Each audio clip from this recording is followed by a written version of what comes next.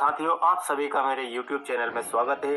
किसी भी चुनाव में यदि आप चुनाव करवाने हेतु ड्यूटी पर जा रहे हैं तो आपको चुनाव का सबसे महत्वपूर्ण प्रपत्र 17C भरना आना चाहिए। इस प्रपत्र को आप 17 के नाम से भी जानते हैं। इसको रिकॉर्ड किए गए मतों का लेखा भी कभी कभी कहा जाता है और कभी कभी इसे अभिलिखित मतों का लेखा भी कहा जाता है। आज के वीडियो में हम इस प्रपत्र की संपूर्ण जानकारी कैसे फिल करेंगे यह सीखने वाले हैं।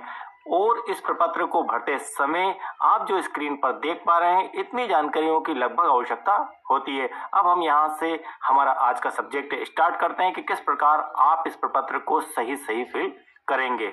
इस प्रकार का आपका 17 जिसे हम 17C भी कहते हैं, इसका यह प्रारूप होता है।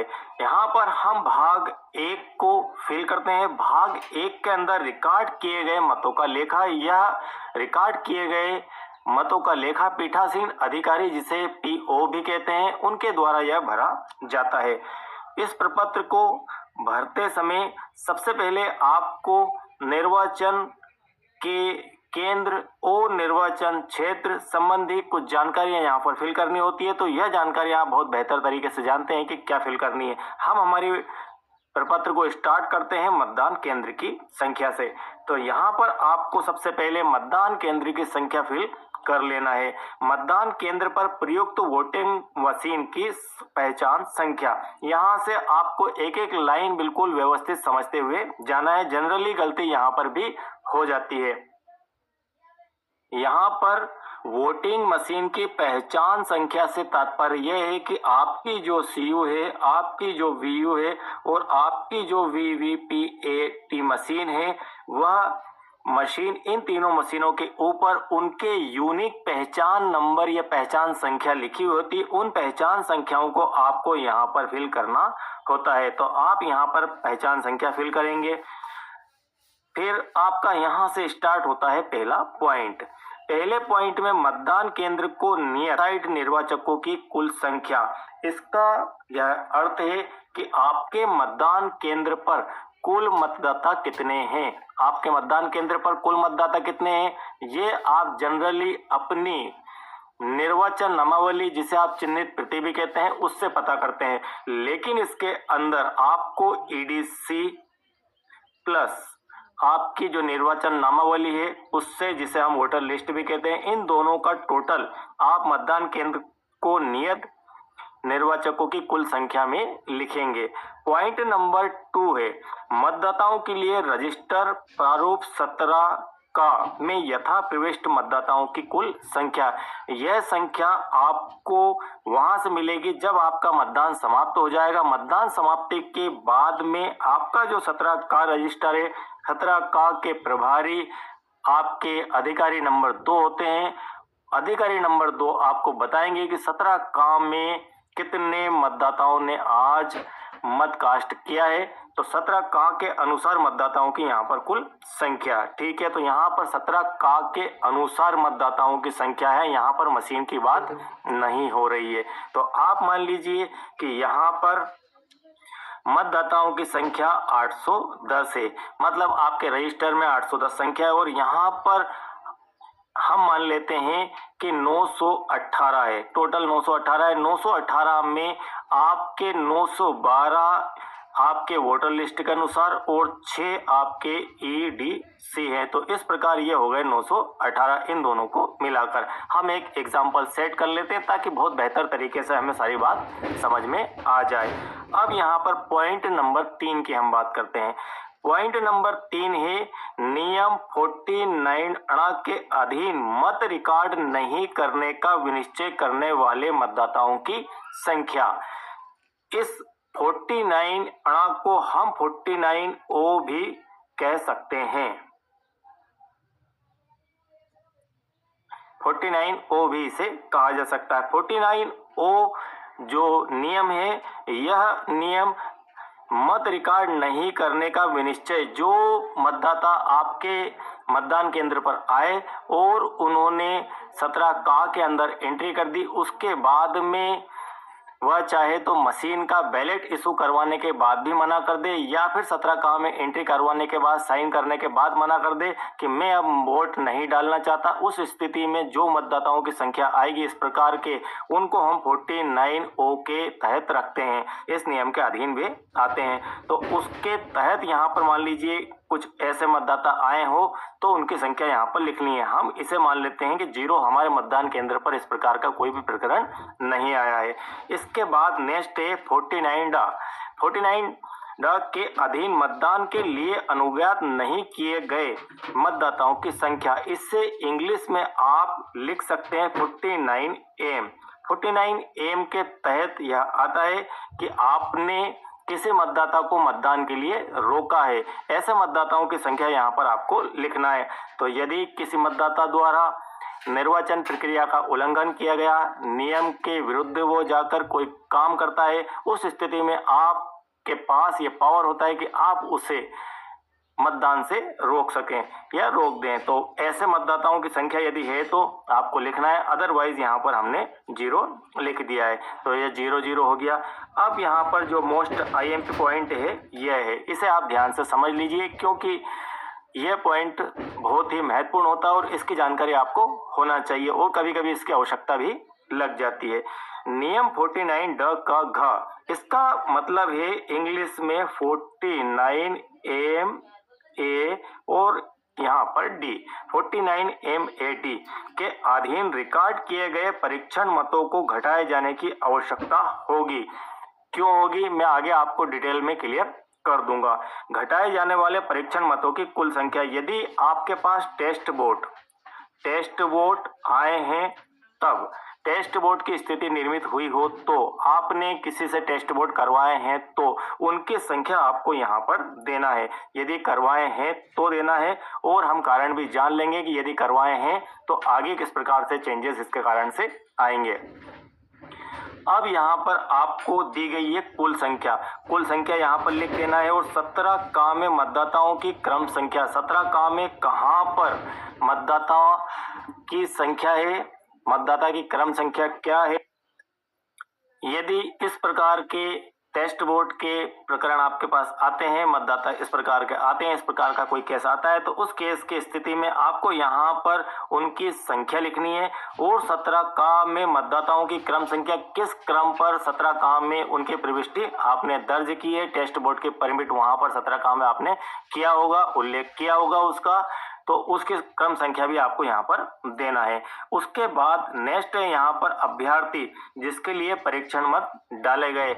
यदि आप टेस्ट बोर्ड के बारे में प्रॉपर रूप से नहीं जानते हैं तो इस वीडियो के डिस्क्रिप्शन में आपको टेस्ट बोर्ड के संबंध में भी सारी जानकारी मिल जाएगी। टेस्ट बोर्ड क्या होता है, कब डलवाया जाता है, कौन कौन से फॉर्म भराए जाते हैं, उसके बाद कौन क्या कंडीशन में होता है, तो आपको पूरी टेस्ट बोर्ड की जानकारी मिल जाएगी और यह जानकारी आपको होना भी चाहिए।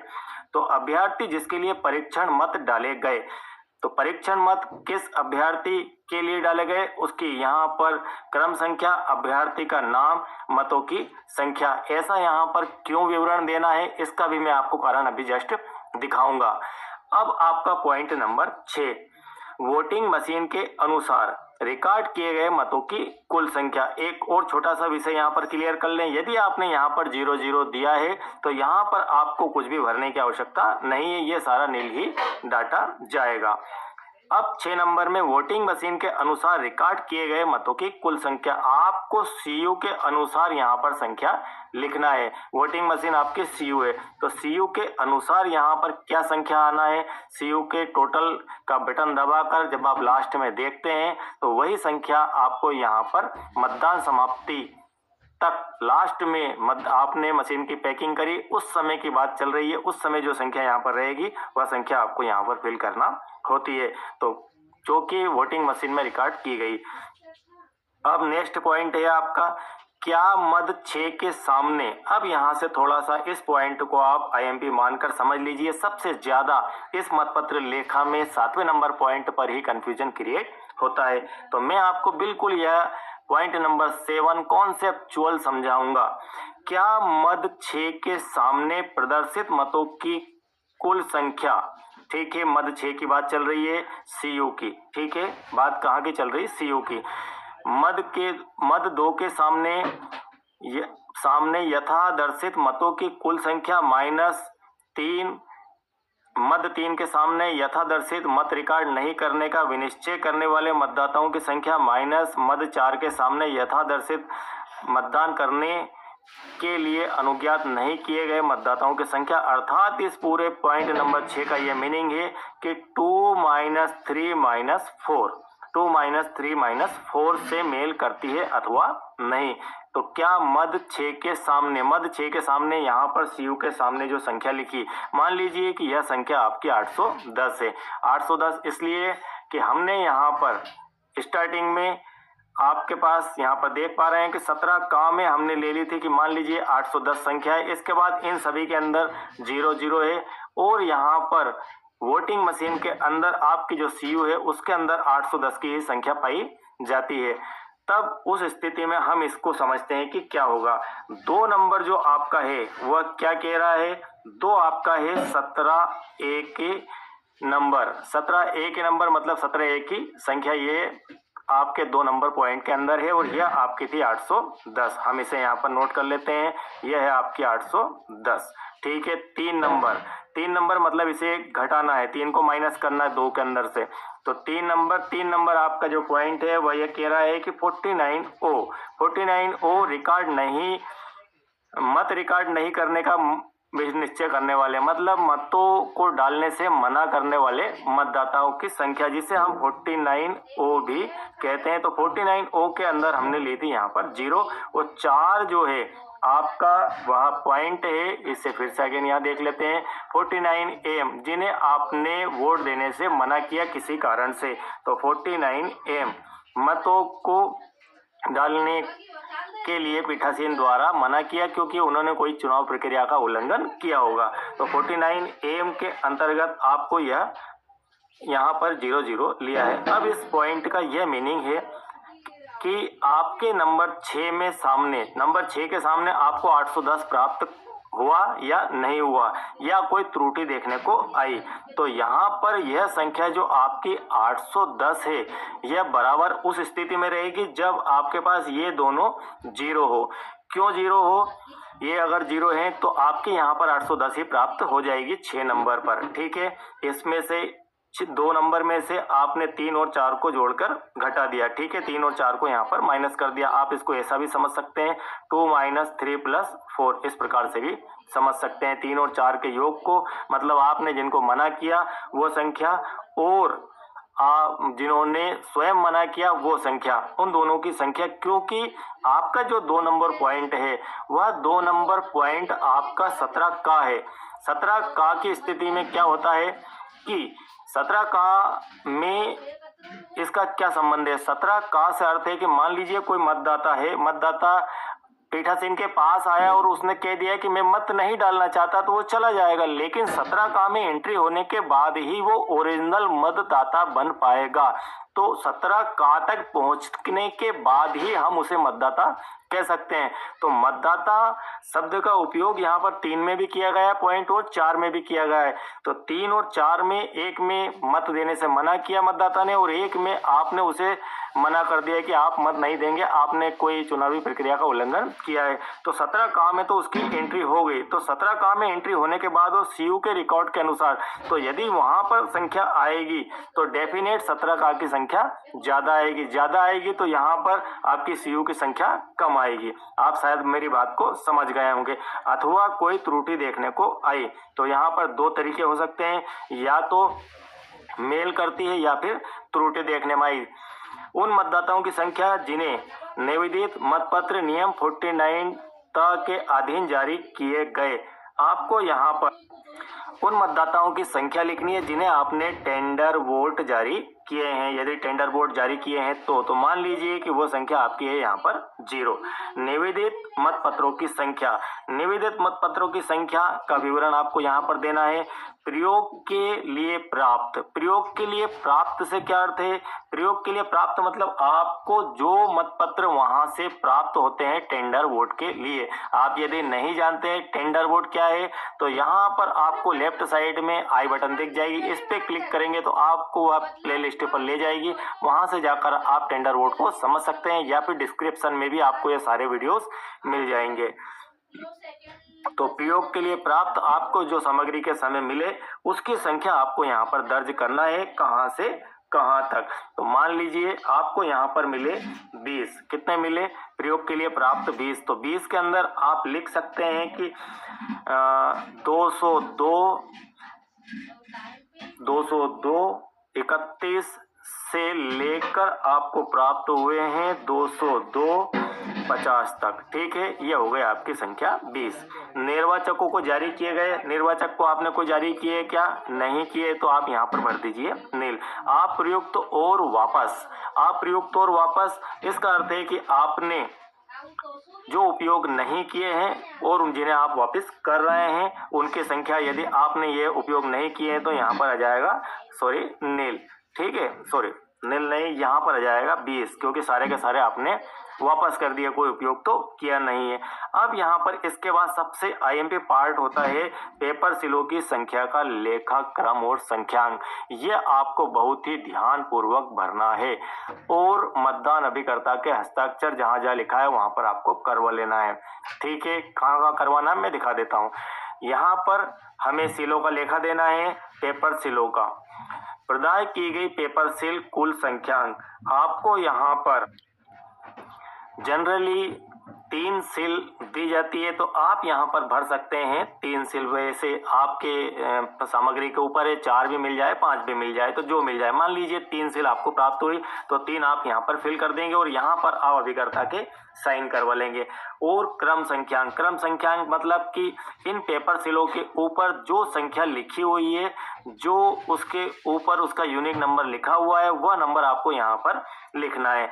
और इसके बाद प्रयुक्त की गई पेपर सिल कुल संख्या, आपने कितनी पेपर सिल का उपयोग किया है उसकी संख्या यहाँ पर लिखना है। मान लीजिए कि आपने 2 पेपर सिल यहाँ पर यूज कर लिए, तो उन 2 पेपर सिल का विवरण यहाँ पर आपको देना है कि कौन कौन सी पेपर सिल आपने उपयोग करी है। ठीक है, मान लेते हैं कि यहाँ पर 11, 12 और 13 इस प्रकार के कोई 3 नंबर है पेपर सेल के जो आपको प्राप्त हुए। प्रयुक्त की गई संख्या, तो आपने यहाँ पर 11 नंबर की प्रयुक्त कर ली।